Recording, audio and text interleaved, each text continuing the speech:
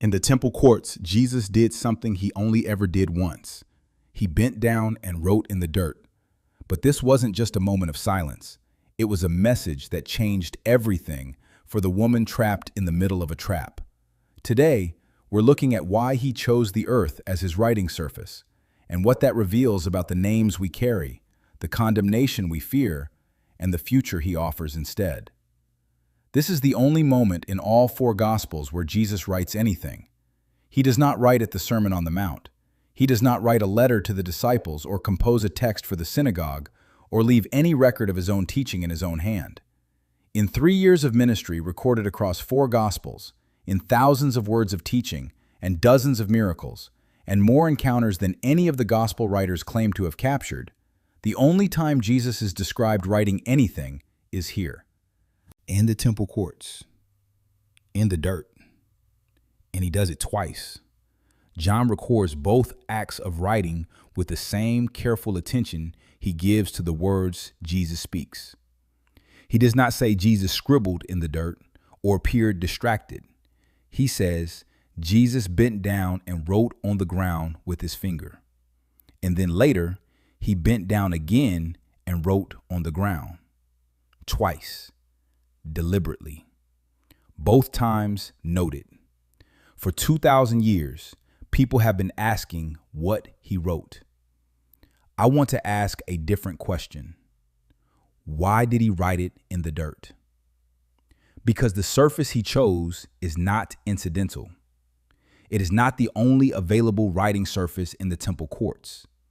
He chose the dirt. And the reason he chose the dirt changes everything about this scene. Not just what the writing meant to the people watching, but what it means for anyone who has ever stood in the place the woman in this story was standing. This is what the writing in the dirt was really about. It is early morning in Jerusalem. The Feast of Tabernacles has just ended. 7 days of celebration, 7 days of living in temporary shelters to remember the wilderness wandering, 7 days of specific scripture readings that every person in that temple court has been hearing read aloud every day for a week. Jesus has been teaching since dawn. A crowd has gathered, and then the atmosphere of the morning breaks open. The scribes and Pharisees push through the crowd with a woman between them. They throw her down in the middle of the group, not place her, not bring her before Jesus with any pretense of judicial decorum. Throw her. And they say, "Teacher, this woman was caught in the act of adultery. In the law, Moses commanded us to stone such women." Now what do you say? You need to stop at this sentence and notice 2 things. First, she was caught in the act. There was a man. Deuteronomy 22 verse 22 is explicit. If a man is found sleeping with another man's wife, both the man and the woman must die. Both. The law they are citing requires both parties to be present. The man is not here. He was never going to be here. This is not a judicial proceeding. This is a trap, using a woman's body as the mechanism. Second, they ask what Jesus says, not what Moses says. They know what Moses says. They want to know what Jesus says, because the question has been engineered to produce a collision. If Jesus says stone her, he contradicts Roman law, which reserved capital punishment for Rome alone. If he says release her, he contradicts Moses. The trap has no exit. And Jesus bends down. He does not look at them. He does not look at her. He bends down, the posture of someone lowering themselves, making themselves smaller than the crowd. And he begins to write in the dirt of the temple courts with his finger and says nothing. The silence is as important as what comes next. Stay with me, because most people move past this moment too quickly. They are focused on the famous line in verse 7, but the writing, the first writing, before he says a word, is doing something that the words alone cannot do. John does not record it by accident. He records the first writing with the same care he records everything else. And he records it before anything is resolved, before any line is spoken, before the Pharisees have any reason to leave. They press him. They keep asking. John says they persisted. They would not stop. And still he writes, and still he does not speak. He stands up. "Let him who is without sin among you cast the first stone." 7 words. And then he bends back down and writes again. The crowd begins to leave, one by one, beginning with the eldest, until no one is left but Jesus and the woman standing before him. Why the eldest first? Because the oldest have accumulated the most history. The oldest have had the most years to accumulate the specific kind of record that whatever Jesus has written in the dirt makes relevant. The youngest might have been able to convince themselves they were still clean enough to hold the stone. The oldest knew better. They all leave. And Jesus looks up at the woman. "Woman, where are they? Has no one condemned you?" "No one, Lord. Neither do I condemn you. Go, and from now on, sin no more." This is the scene. You know the scene. What I want to take you into now is not the scene, but the dirt. Not what happened in the story, but what was happening beneath the story, in the layers of scripture and symbol that every Pharisee in that courtyard would have recognized the moment Jesus chose the ground as his writing surface. Because they recognized it, that is why they left. To understand what Jesus wrote in the dirt, you have to go back to the last time God wrote anything.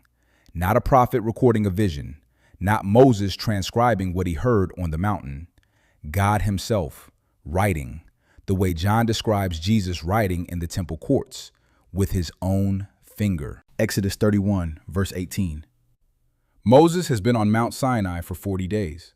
And God, the text is specific about this, specific in a way that should stop you, hands Moses the 2 tablets of the covenant law, the tablets of stone inscribed by the finger of God. The finger of God. In all of Scripture, God writes with his finger exactly twice. Once on stone, on a mountain, giving the law to Moses, and once in the dirt, in the temple courts, in front of a woman who is about to be killed by the law, the first writing produced. Same finger, different surface, 2,000 years apart. Pay attention to the surface, because the surface is the message. When God writes on stone, he is making something permanent. Stone does not absorb. Stone does not decay. Stone does not blow away in the wind. The law written on stone was meant to stand, to be the fixed, immovable standard against which the life of every Israelite would be measured. But the law written on stone also produced something that the stone could not fix. The accumulated weight of 1,000 years of people failing to meet the standard the stone demanded. The law on stone could name what was wrong. It could not remove it. It could condemn with absolute precision. It could not forgive with any precision at all, because forgiveness was not what stone was built to carry. And now God is writing again, not on stone this time, in the dirt. Dirt, the material that Adam was made from, that every human being returns to at death, that the Hebrew word Adamah connects to the very name of the first human being. God wrote his law on stone when the people were hard-hearted. Jesus writes in the earth because, as Augustine saw, he is seeking fruit from the ground. A name written on earth implies that the bearer of the name belongs to earth, and it implies that the inscription will not last. The first wind that blows over it will make every letter illegible. What is written in stone endures. What is written in dirt disappears. And here is where the Pharisees should have recognized exactly what they were looking at, because they had been hearing a specific scripture read aloud every single day for the previous 7 days. The Feast of Tabernacles had a liturgical practice built into its 7-day observance. Among the passages read aloud each day was Jeremiah chapter 17. And Jeremiah 17 contains a verse that every Pharisee, every scribe, every teacher of the law standing in that temple court would have had sitting at the front of their memory after a week of hearing it. Jeremiah 17, verse 13. O Lord, the hope of Israel, all who forsake you will be put to shame. Those who turn away from you will be written in the earth, because they have forsaken the Lord, the fountain of living water. Written in the earth, because they have forsaken the Lord, the fountain of living water. Now go back 1 chapter in John's Gospel, John chapter 7. Still the Feast of Tabernacles, the last day, the great day. And Jesus stands and cries out in the temple, "If anyone is thirsty, let him come to me and drink. Whoever believes in me, Rivers of living water will flow from within them. Living water. John chapter 7. Jesus identifies himself as the fountain of living water. John chapter 8. Jesus writes in the earth in front of the people who have rejected him. Jeremiah chapter 17.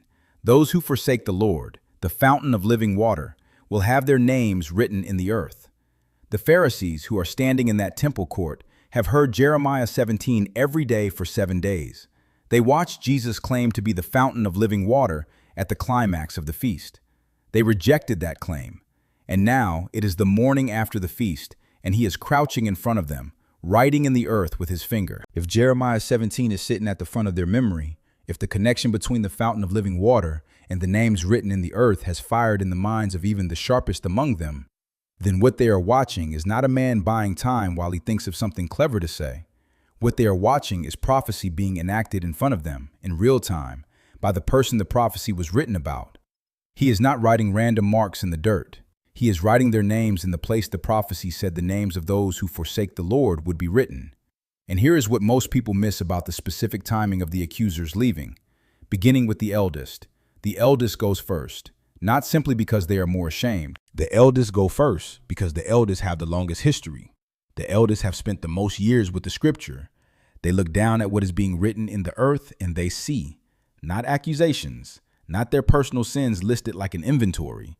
They see their own names, written exactly where Jeremiah said the names of those who forsake God would be written, and they leave. Because you cannot hold a stone when your name is in the dirt. Augustine, writing in the early 5th century, saw something in the two writings that has stayed with the church ever since. He said the law was written with the finger of God on stone because of the hard-heartedness of the people. But Jesus writes on the ground because he is seeking fruit. The same ground that was cursed in the garden is the ground that Jesus writes in, because the whole point of what he is doing in that temple court is not condemnation. It is cultivation. He writes in the earth because he is looking for something that stone could never find, something alive. He writes twice, 2 separate acts, each one doing something completely different. And the space between them is where everything happens. The first writing comes before his words. The Pharisees are pressing him. Epimeion erotontes. They persisted in asking. They would not stop. And Jesus writes in the earth and does not speak. The floor is already shifting under their feet before he says a word. The second writing is not a repetition of the first. After he speaks, after the 7 words about sinlessness, he bends back down to write again. And Augustine sees this and says something remarkable. Jesus writes the second time specifically so that he does not have to watch the accusers leave. He speaks what needed to be spoken. Having struck them with that dart of justice is Augustine's phrase. And then he turns back to the earth so that the people who were about to throw stones can leave without being watched leaving. He writes so they can go without being watched going. This is the mercy of the second writing. Not just mercy toward the woman, mercy toward the accusers, the very people who dragged her there, who used her as a trap, who are now quietly dropping stones and walking out of the courtyard one by one, beginning with the eldest. He does not watch them go. He bends down and writes again and gives them the dignity of leaving unseen. And then the court is quiet. Now here's the detail that has been sitting in the middle of this scene for 2,000 years, without most people noticing it. We are never told the woman's name is written in the dirt. Think about this carefully. The writing happens twice. The Pharisees leave after both writings. The woman stays. Whatever Jesus writes, whether it is the names of the accusers or the text of Jeremiah 17:13 or something else entirely, it does not include her condemnation. It does not write her into the earth. She has been thrown into the earth, dragged and dropped in the dirt in front of a crowd who wanted her dead. But Jesus does not write her there. He does not inscribe her into the place where the prophecy said the names of those God has abandoned would be written. He leaves her name out of the dirt. Pay attention to this, because Luke 10:20 sets up the contrast that makes the omission theologically devastating. Jesus tells his disciples, "Rejoice that your names are written in heaven." Names written in heaven, names written in earth. 2 categories, two different registers of belonging. A name written in earth belongs to earth. It is temporary. The first wind that passes will render every letter illegible. A name written in heaven belongs to heaven and endures forever, beyond the reach of wind or time or the accumulated failures of a human life. The woman in this story is not written in the earth. And when Jesus finally looks up and speaks to her, not to the crowd, not to the Pharisees who have already gone, to her, the only one left in the space where the stones should have fallen, what he says is not the law. The law would have condemned her. What he says is something that cannot be written on stone, something that requires a different surface entirely. Neither do I condemn you. Go, and from now on, sin no more. He does not write her into the earth. He sends her into a future. Go, from now on, forward, into the days that the writing in the earth has not claimed, into the life that the stones would have ended. In Jeremiah 31, the same Jeremiah whose 17th chapter named what Jesus was enacting in the temple courts, contains the promise that stands behind where he sends her. This is the covenant I will make with the people of Israel. I will put my law in their minds and write it on their hearts. Not on stone, not in earth, on hearts. The finger that wrote the law on stone at Sinai, the finger that wrote in the earth at Jerusalem, both of them pointing toward the same destination, the covenant, written not in a material that condemns or a material that decays, but in the only material that was always meant to carry it. The woman walks away from that temple court, carrying something written in a place no Pharisee's accusation could reach. Now the pattern completes. Two writings, first on stone, the law, permanent, immovable, condemning.